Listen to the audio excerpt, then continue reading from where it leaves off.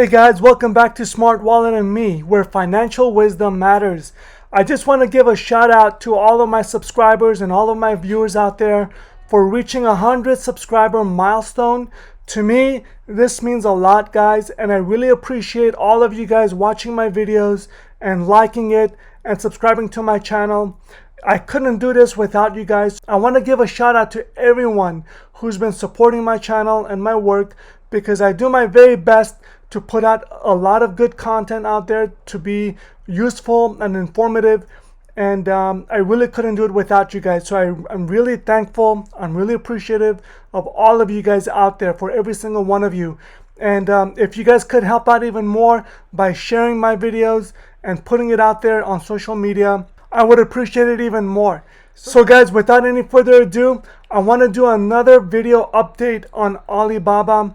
We're just getting more information that this stock right now has dropped another 3.7% again to $284.90 currently. I just want to do a video update on this because I could see that this stock is going down further because there's more news coming out on this stock. Even though they came up with earnings today that showed that they were actually surpassing their estimates. The company reported an adjusted income of $2.65 per share on revenue of $22.8 billion. Wall Street expected Alibaba earnings of $2.12 per share on revenue of $23.2 billion. However, Alibaba said it beat revenue estimates on a China currency basis, and Alibaba reported revenue in won as 155 billion. That's above FactSet estimates of 154.9 billion won.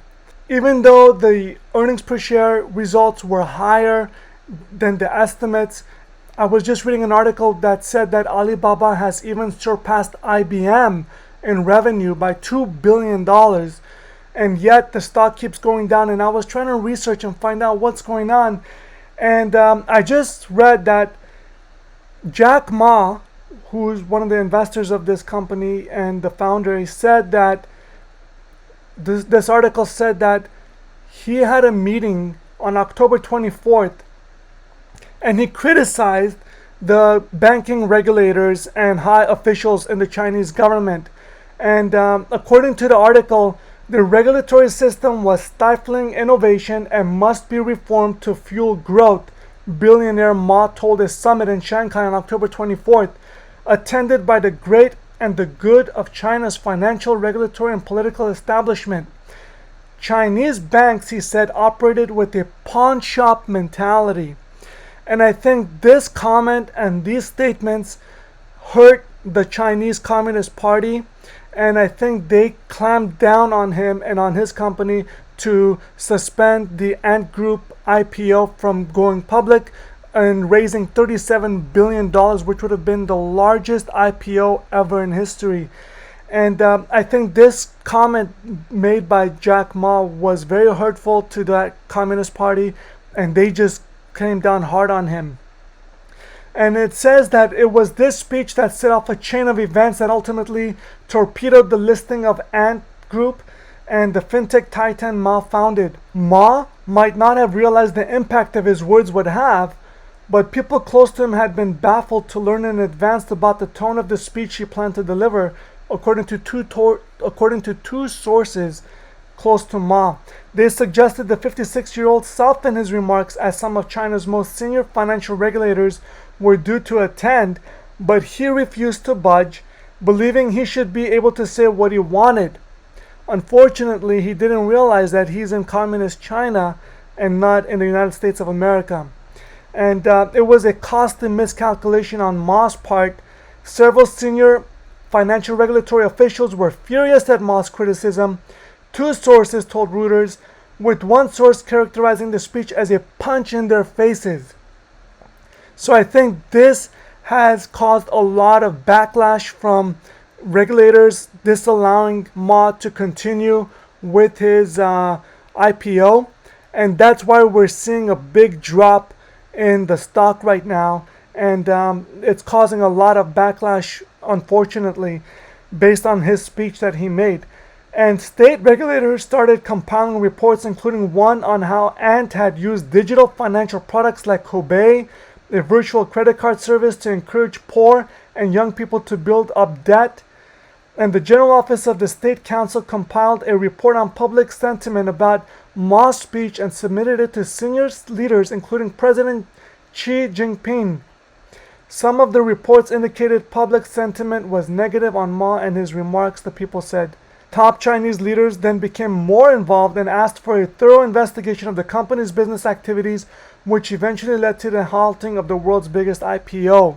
The People Bank of China, the China Banking and Insurance Regulatory Commission, China's Securities Regulatory Commission, the State Administration of Foreign Exchange, and the State Council Information Office did not immediately reply to the Reuters request for comment.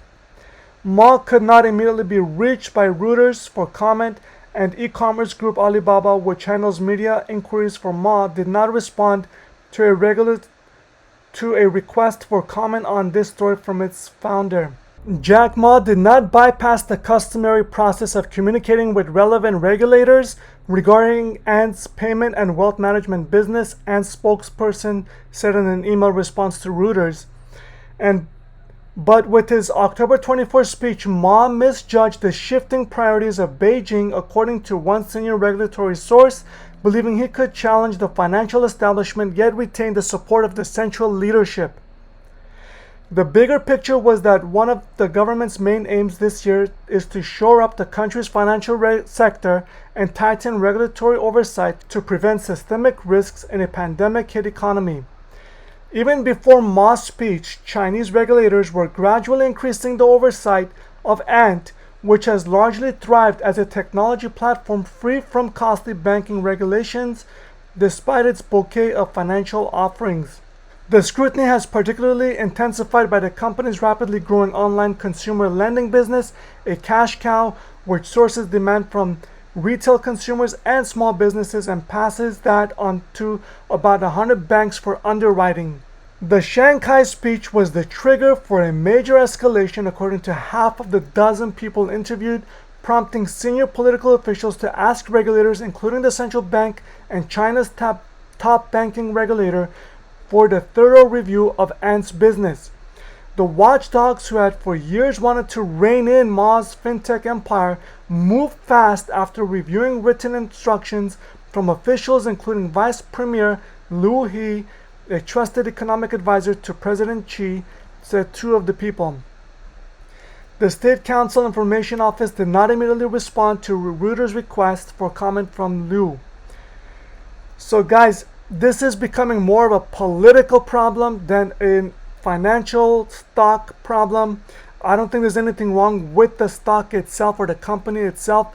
I think it has to do more with the fact that Jack Ma made a very bad miscalculation with his speech on October 24th, which led to the demise of this stock going down over I think 6-7% overall from the highs. It's yet to be seen what's going to happen as a result of this investigation. It could take months before things settle down and before Jack Ma makes any concessions to the financial banks in China.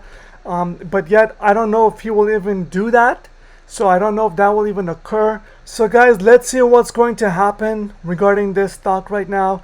I'm going to be giving you guys more updates as I learn more information as it comes out. But it's something to look out for and keep an eye on. So I hope you guys found this information useful and you guys enjoyed it and got information from it. And please like my videos, please subscribe, and I'll see you guys in the next video. Thanks for watching.